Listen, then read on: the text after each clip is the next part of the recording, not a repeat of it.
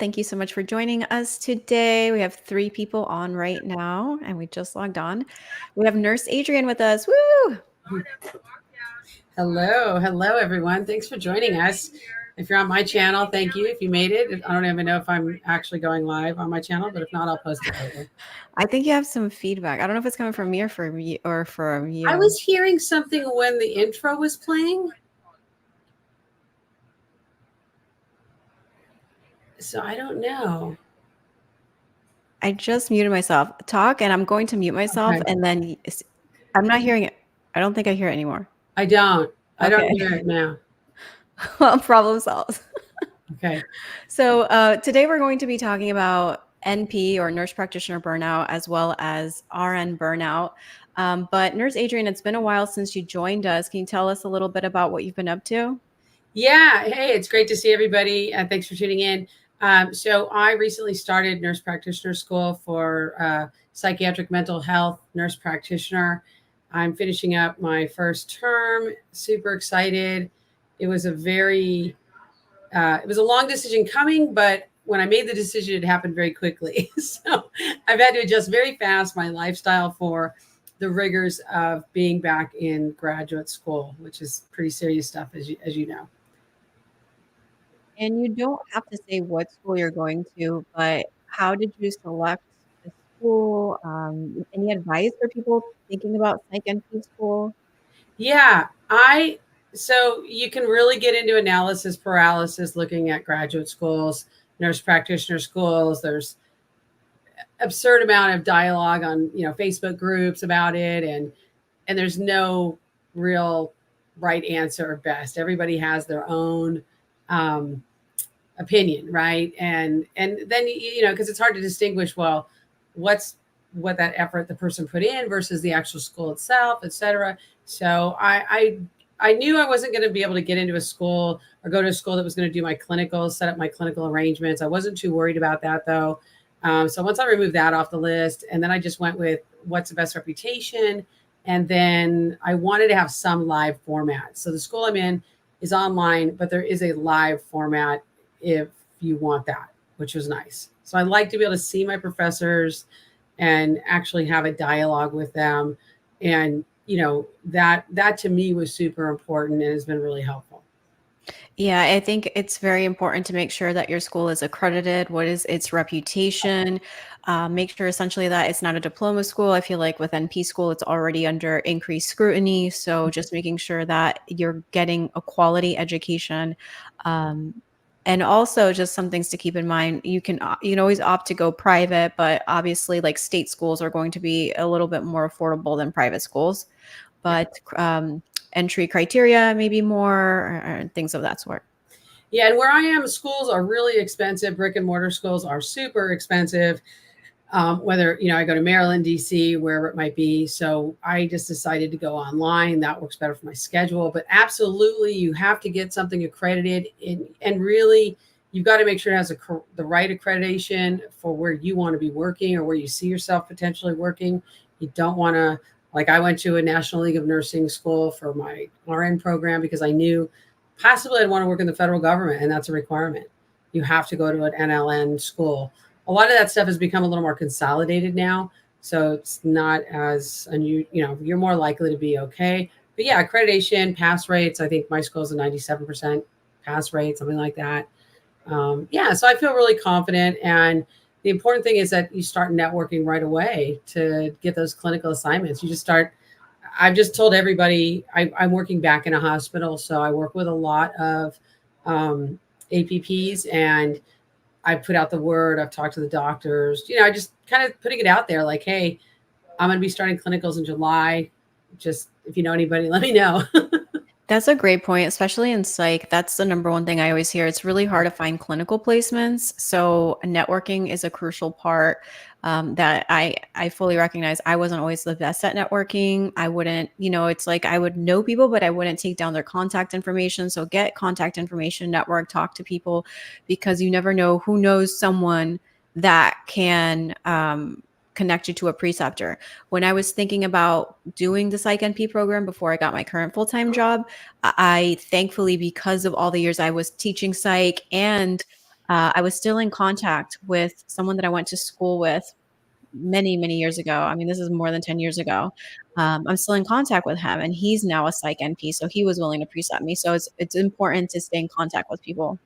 Yeah, 100%. And I don't know anybody that's done psych NP that I went to school with or even have worked with. A lot of people I worked with in California have gone on to do NP since, COVID, the last 4 years. Most of them have done FNP program because there's one that's very affordable, really good in California if you're a resident. So yeah, it just, I wanted that flexibility and fluidity. My program also allows half of our clinical hours to be done via telehealth, which is a huge bonus if that, if a clinical site can accommodate that. So yeah, part of burnout is, always just be thinking about what can I change? What can I do? Right. Don't allow that burnout to happen. So kind of like the segue into what we're going to be talking about is, and again, if you ever feel, and I know that you probably wouldn't feel pressure, but I always just want to give that disclaimer out to you because we are live. So it's not like I can go back and edit it later. But if I ever ask you a question that you don't feel comfortable answering, of course, you can always let me know and my feelings will not be hurt. But was a factor of you going back to psych NP school, was it burnout with where you were, or were you looking to grow more? What was the reason? It was, anticipating burnout, I will say. So I'm back in bedside. Now I'm actually doing kind of partially bedside. I'm doing some actual writing. I luckily have a lot of opportunities where I'm working, and I'm so grateful for that. And I also know I don't want to be in administration. I don't want to be a manager, a director. I absolutely have the skills to do that. But I like patients. I like the patient care. And I know I always want that when I'm away from it. However, I also know as I'm getting older that I'm not going to be wanting to do direct bedside care in those 12-hour shifts or the full time. And I wanted that flexibility. So this is a nice medium to bring my skills as, step down nurse, the clinical skills I have, to another type of, healthcare, and integrate that knowledge, because everybody has comorbidities, et cetera. But in the end, it was really, I'm 56, so I'll be transparent about that. By the time I finish this program, I'll be 58. I'll be pushing 59 when I take my boards. And then I'm thinking, okay, I'm going to work maybe till I'm 70, maybe longer, but what do I want to be doing? Right. Because there's no doubt aging is aging. The body feels it no matter what. So you gotta think about that. I think it's really admirable that you continue to grow, and that's inspiring to other people that maybe feel like, oh, you can always go back to school or change or pivot. It's never too late. Mm-hmm. So this is the 2024 Medscape report in regards to NP burnout. And it was just talking about how 7 out of 10 NPs feel burned out or depressed. And it says that that burnout and depression rates among NPs have been consistent over Medscape's past 3 reports, so over the past 3 years. And this lack of improvement underscores a persistent and troubling trend for NPs and others in the healthcare sector. Any thoughts on this? Yeah, I'm hearing that music. Are you hearing that music in the background? I'm hearing something playing in the background. I do, but I don't have anything like playing here on my It's so end. weird. What is that? So what I will say is that hopefully it's nothing copyrighted. The issue of mental health is really Do you have maybe another screen open? I'm looking. Hold on. So, despite increased awareness and initiatives aimed at improving mental health and nurse job satisfaction, NPs continue to face significant emotional and physical challenges that can contribute to high levels of stress. So if you're a nurse or a nurse practitioner that's tuning in right now, drop a comment below on what you feel is stressful in your work environment. It was me. I was a problem. The music was open. So yeah, definitely comment, you guys, on what you feel. And this is part of why I was hesitant about becoming a nurse practitioner, because I felt that I didn't see the you know, the I saw problems. I saw the compensation problems, respect issues, practice authority issues that haven't changed. They're kind of changing. I mean, they definitely, I think, with COVID, things really took a big change and shift as far as full practice authority, telehealth. So there's things that definitely opened up that we could have not predicted would open up that are positives for the profession. However, we still need to have a bit more equality across the states, which is why I live in a very strict state. I won't practice in. I'll go across the water and go to Maryland or to, DC, or do telehealth in New York, which is full practice authority. I won't do that here. And I won't practice in a state where I don't have full practice authority. That's for me the bottom line. And or going in the federal government, because another big focus for me is serving veterans. And that's if you work in the federal government, you don't have to worry about your state licensure. It's all you're equal and you have full practice authority, just in case folks don't know. So some of those things can mitigate some of the burnout. It just depends. So Julie said I'm in home health and wanted to become an NP, but I don't know if it will make me happier, but I have more of a passion to diagnose and treat, so hoping it will help my passion level. Yeah. I mean, some things, it's a huge investment of time, money, and some things we won't know until we're there, right? If possible, if you know someone that you can shadow, as an RN, I always recommend before you take that plunge and that time, if you can shadow an NP for a week in the setting that you think you want to work, that might give you some insight as to, yes, I do want to do this, or no, I don't want to do this. I think for me, so this goes on to say that addressing burnout and depression requires a multifaceted approach that includes implementing systemic changes such as reducing workload, providing better mental health support, fostering a supportive and respectful work environment. I think for me, whether it was nursing or even as NP, it's always that workload, right? That it just seems that the higher ups or whoever's in charge, whether it's a hospital system, the amount, whether it's like, for example, a clinic that is corporate owned, they always want you to see more and more and more patients within a like specific amount of time, or in the hospital, right? On a med tele, they're now you have 6, now 7, pushing the limits every single time. So for me, one of the biggest thing is reducing workload. That is where I wish, and I suppose it hasn't even come to pass in nursing, because California is the only one that has mandated nurse patient ratios. But I don't even know how they would go about reducing or ensuring safe workload for NPs. Yeah, I think that these are factors that NPs have to drive. I think these are factors that PAs and NPs have to drive, honestly, to just refuse and say, we're not doing this, right? We're not going to be treated like we are partners with providers as providers. And, our doctors getting squeezed? Absolutely, right? Part of it is the squeeze of private equity firms running practices. There's that squeeze, right? The profit down squeeze. There's also the hierarchy squeeze that happens, which I think can also lead more to burnout. If you don't feel like you're being treated well by providers who, MDs or DOs or whatever it might be, or there's a disparate treatment, kind of a two-tier system, I can see where that also could lead to burnout and the free labor, I'm doing notes for 3-4 hours a week. I'm, turning into, and even for, PMHMPs, they talk about that too. It's like, am I on this conveyor belt? But I think you have to really, like, for me, I know I'm really just clear about what I want to be doing. And I won't work in a factory setting as a provider. I just won't do it.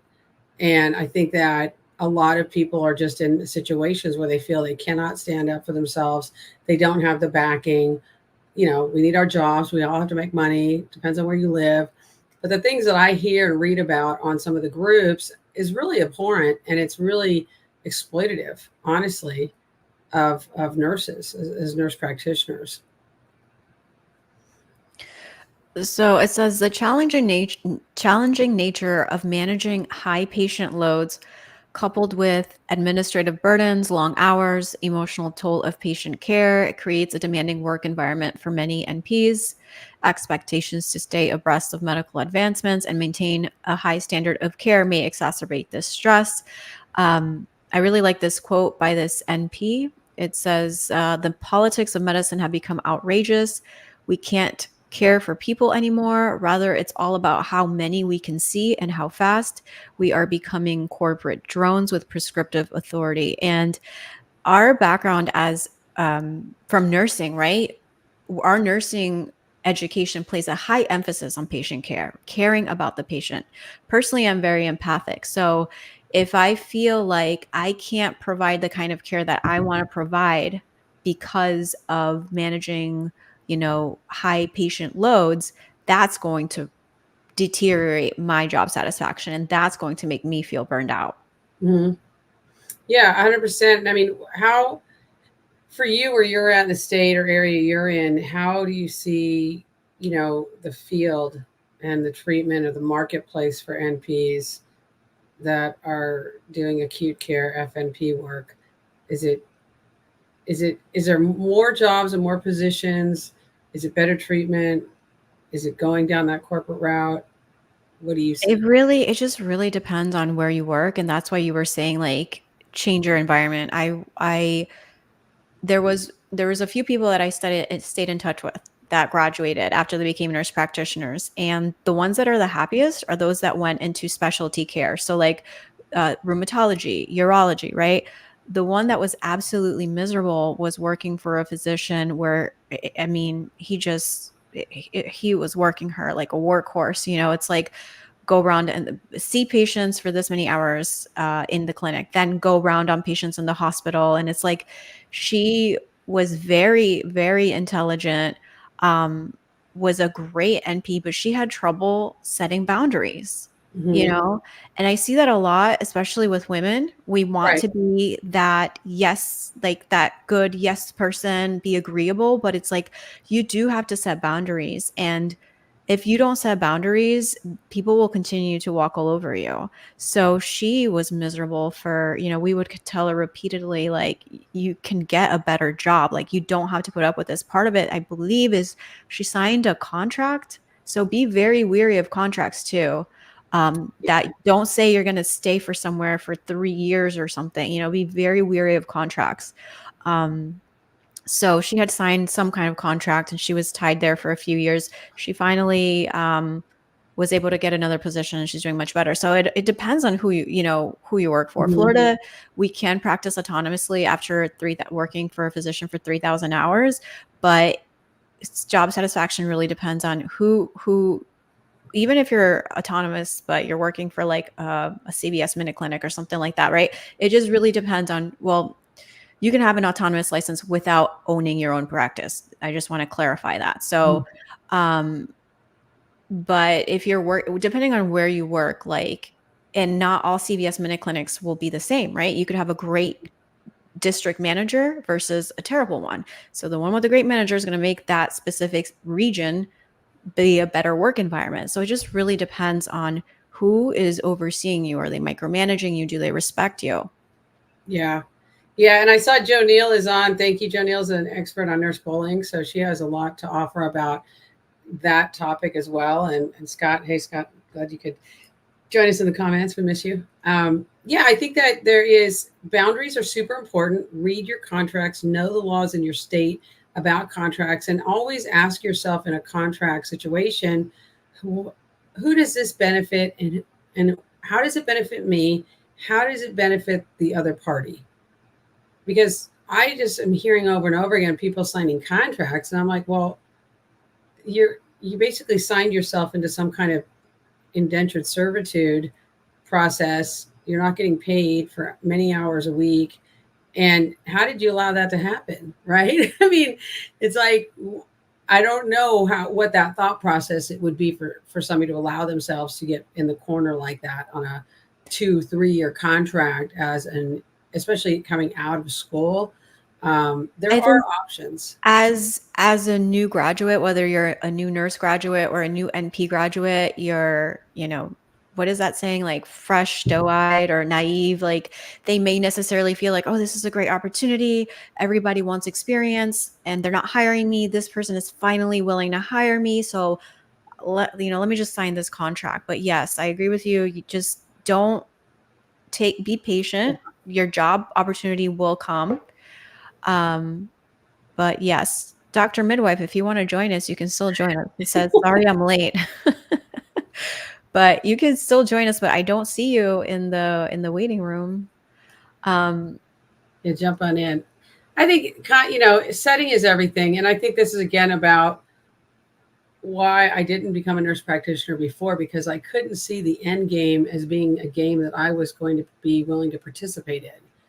And yeah, part of it is the hindsight's 2020, right? But I don't regret not deciding earlier, because I know right now I'm ready and this is the right time to do it.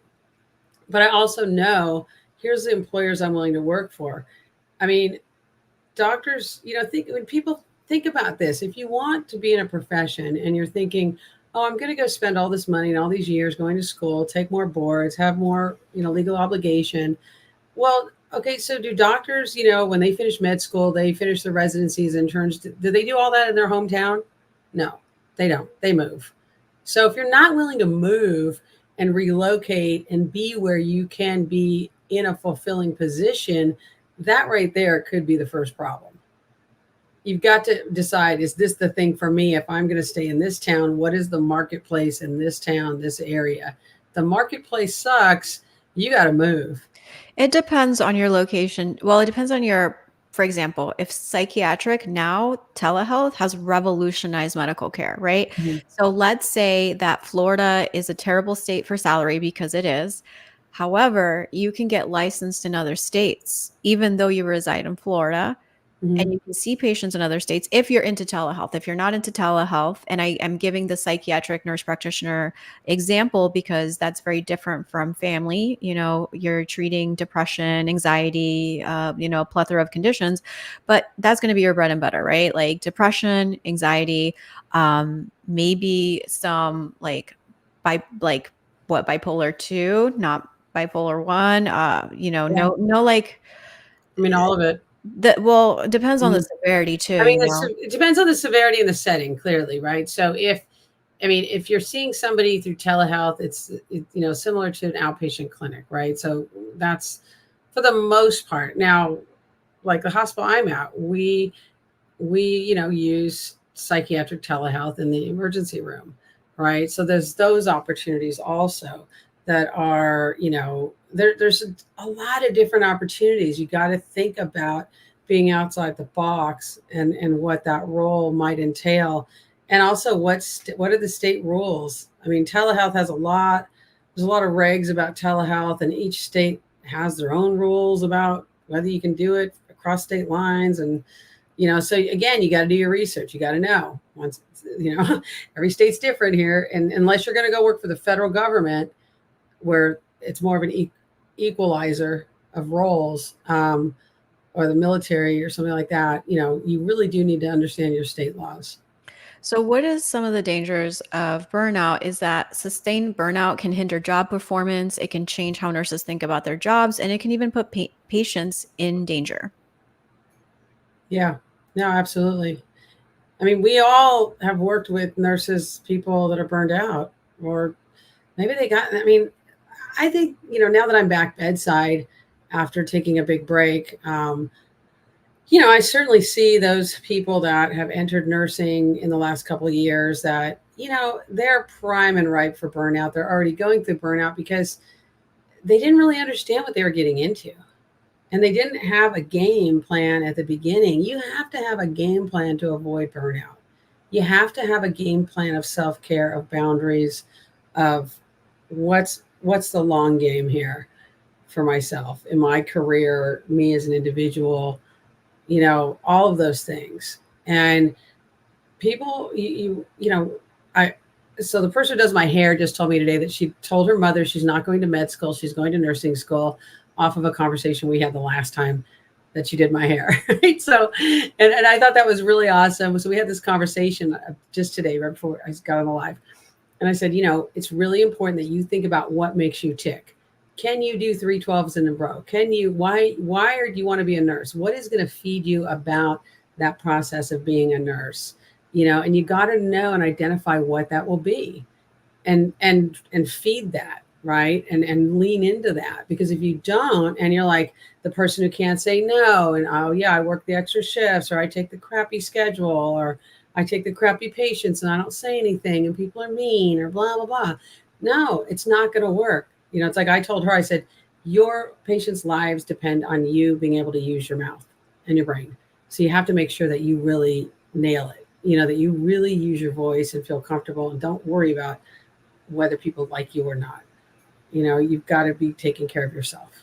So if you this here page just lists a little bit of like top reasons for burnout, and Julie had mentioned that charting, that really bogs her down, and she feels that's one of her burnouts. And not surprisingly, that's at the top of the list, with too many bureaucratic tasks, lack of respect from administrators, insufficient compensation salary, too many hours at work, lack of respect from patients, lack of control autonomy.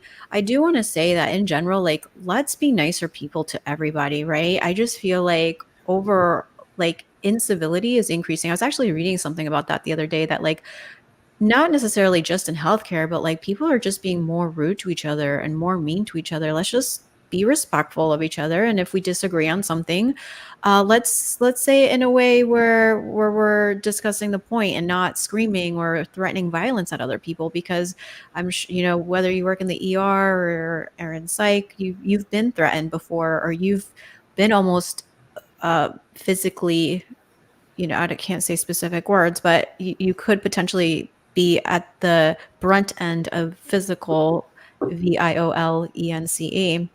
Lack of control autonomy, uh, increasing computerized of practice. Now, Scott had brought up that new AI tools promise to significantly cut down on charting time. I'm all for harnessing AI, but I don't think that what I'm concerned about is that they may, like, whoever the higher ups are, may want to justify increasing our workload because, oh, now you have AI, so let's give you even more patients because we've cut down on charting time. That's my concern, that may happen. Yeah, yeah, absolutely. I mean, this is, I have an MBA, and when we start treating people like factory parts, right? The production that we have as a service industry of healthcare workers is a factory line, assembly line, which is what we've done, right? And that's happened through many changes in the last 20 years in healthcare. That, there's only so many pieces, right, of the product we can produce. So how do you squeeze out, a couple more units a day, right? A couple more visits, a couple more, whatever it is. And who gets that money, right? So is this, who's in the driver's seat? So I just think be in the driver's seat. And a lot of times, doctors are getting squeezed. Everybody's feeling that squeeze. And who's making the money, right? So a lot of like Julie says, right, a lot of this is insurance driven, right? So it's like, and that goes to almost like the feeling of helplessness when you're an NP. Unless you have your own practice, you have no control over either that, or you leave wherever you are, right? If they tell you you have to see this many patients per day now, that's what you're expected to see. I mean, I don't think that the insurance issue is driving greed and, private equity companies that are owning practices, right? That's two different things. The insurance companies drive the bureaucracy of paperwork, and it's like a vicious cycle, because I feel like the corporation wants this much money, the insurance is this much, so it's like they have to see this many visits per day because they want to make this much money. So it's like, it's just a vicious cycle. Yeah, no, absolutely. And I think that, again, there's a lot of policy changes that are continue to happen in this country. And I think that we have to be part of that solution, right? Like, what is the solution to, having a career, one, as a provider, that you're compensated properly and that patients actually get seen and get the care they need, right? I mean, the people who really lose are the patients. because they're getting rushed through the system. And, you know, so I mean, there's a lot we could talk about with healthcare and healthcare reform and policy changes. But I think that the more we start to see, like for me, I feel positive and hopeful about mental health services expanding in the federal government. I think that that is going to be something that will be happening in the next administration, and it has continued to happen in this current administration. So for me, that's part of why I was like, okay, I think this is the right time to go in. It's also, there's a cash pay component as well. So, just like you could do concierge, right? Medicine. You could do so many different types of medicine. It just really depends if you want to be an entrepreneur or not, or what kind of service line you want to work in. But I think self-care, like there's the things we can control, right? But there's the things we can't. So if we focus on the things we can't control, if we put all our chips there, right, that's not going to help the burnout. And sometimes it might just mean changing our context and saying, hey, I'm going to go back and get another certificate, or I'm going to change. I'm going to do something else, go do DNP, go work for an agency, whatever it might be. I mean, have you thought about doing other types of work, like being a professor or working in regulatory work or anything else besides what you're doing? I have, and it's something that, but again, with education, I love teaching. Like that brings me so much joy. Yeah. However, the pay is abysmal.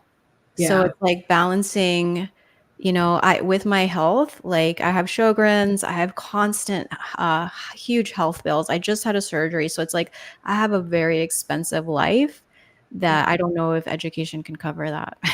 Yeah. Right. Right.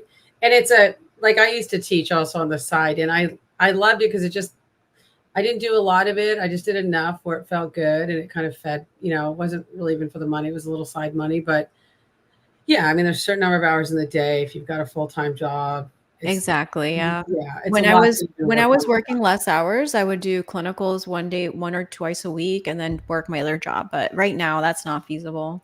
Yeah. A few quotes that like NPs said is with like what triggers their feelings of burnout is my work-life balance is non-existent. I take charting home most nights. I would say if you're working somewhere where you have to take charting home, I know that, like Adrian said before, people have to pay bills, but if you are, I highly recommend you don't do that. That's like burnout 101 guaranteed. Please set limits, like have your free time, have your day off.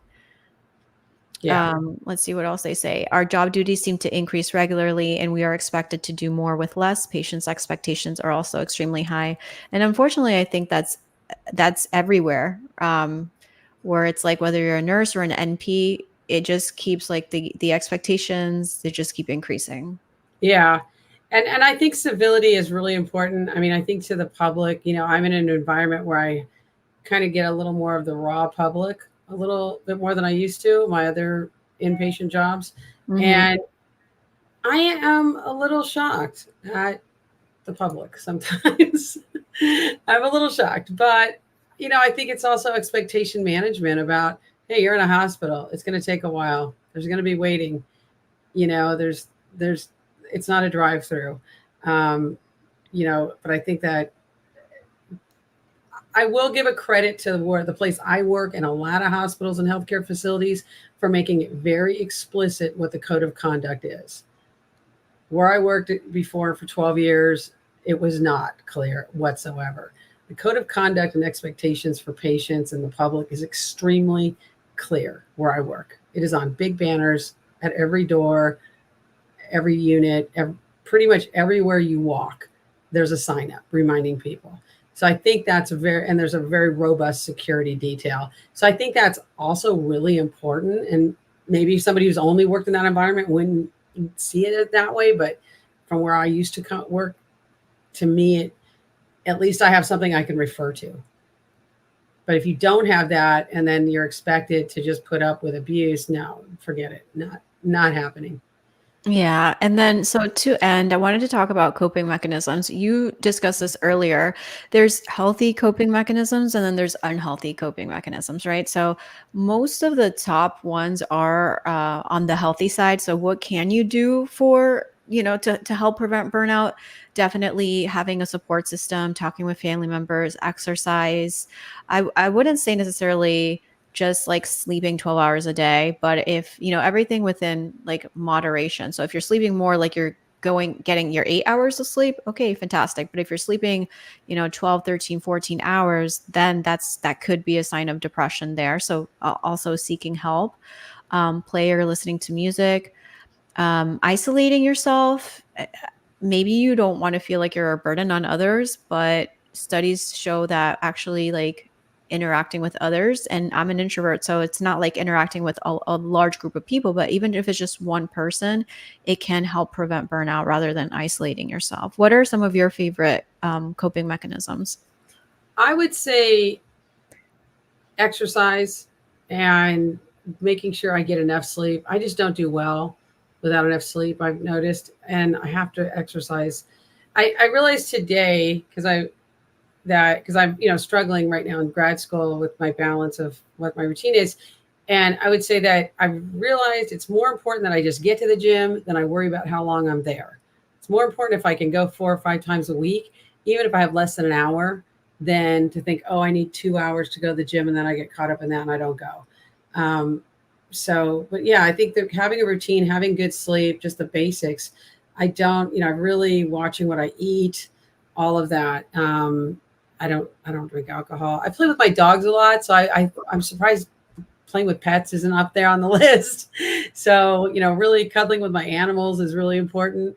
What about yours? What are your top coping mechanisms? By far for me, it's exercise and also my dog, and eating healthy is a must for me because of with the Sjogren's. When I don't eat healthy, I notice like my flare up of symptoms of pain. So, and then I just had foot surgery. I don't know if you know. So Yeah, I immediately noticed, like, because obviously I was not non weight bearing for a few weeks, like, oh, my mental health suffers so bad when I can't exercise. Like, that by far, right. exercise is a must. Like, it just does so much for me, for my mental health. Yeah, there really is no substitute for exercise that I can think of. I mean, it's so healthy. I mean, again, I'm curious if you watching this video, let us know what are your coping mechanisms and whether they're healthy, not healthy, what's worked, what doesn't work, and what are things that you can see yourself doing long term. But I think it's really important to figure out, like, for me, I just have to know what are my top three mandatory things. I have to sleep, I have to work out, right? And I've got to eat well. So if I can just do those three things every day on some level, I'm good. And then there's like three others, right? That are the bonus round. If I get to those a couple times a week, I'm good, Yeah. right? I mean, I'm sure you've got your bonus round. And I'm also surprised like shopping is not on that list. I don't know. Like, or just scrolling online. Very true. There's a Yeah. couple things but boundaries are really important. And no matter what your area of expertise, your area you're going to work, where you're living, it, we have to know it's our obligation to ourselves and our profession and our patients to know what makes us tick. Know what makes you tick. What serves your highest, because we're no good if we're not at our highest for our patients, right? It's all it takes is that 1 second or that one moment where you're feeling down or you're not engaged to not notice a symptom of a patient, not notice or read a lab result or pick up on a nuance about something with a patient. That, this role requires our full attention. Mm-hmm. Yeah. Any others that are on there? Hide the credit cards from Adrian. I know, my online shopping. No, I now spend all my money on my dogs. This is the thing. I spend all money on my dogs, pretty much. I have no discretionary income. My dogs I require a part-time job. So that's why I'm back on social media. It's super great having this conversation, talking about burnout. This is a big topic. Let us know in the comments and whoever's channel you're on, how do you deal with burnout? How do you prevent it? And what do you think really works? And, let's share, let's learn from each other, give each other some tips. Thank you so much for tuning in. Make sure you like, subscribe, and hopefully, Adrian, we can continue to do these lives more frequently. Yeah, let's do it, because part of my boundaries, I'm carving out the time.